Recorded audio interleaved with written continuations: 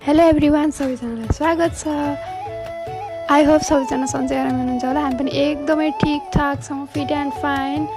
अनि यिनीहरू चाहिँ कहाँ जान लागेको होलान् भनेर सोच्नु होला। हामी चाहिँ खेतमा चाहिँ किन भन्दा खेतमा चाहिँ हाम्रो धानको बिउ रहेको थियो। धानको बिउलाई चाहिँ पानी चार्नको लागि जाँदैछौँ।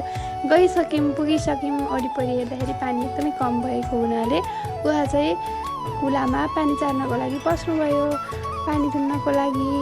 अनि त्यसपछि हामी चाहिँ पानी थुन्यौँ अनि थुनेपछि एकछिनपछि उहाँ चाहिँ निस्किनु भयो।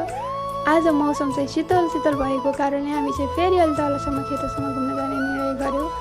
हामी बिस्तारै जाँदैछौँ। उहाँ चाहिँ किन भिडियो बनाएको होला भनिरहनु भएको छ। फेरि नकराउनु चाहिँ बोलाएर हिँड्नु भनिरहेको छु। अनि हामी चाहिँ लास्टमा खेतसम्म मात्रै पुग्छौँ। त्यसपछि चाहिँ फर्केर घर आउँछौँ। By by.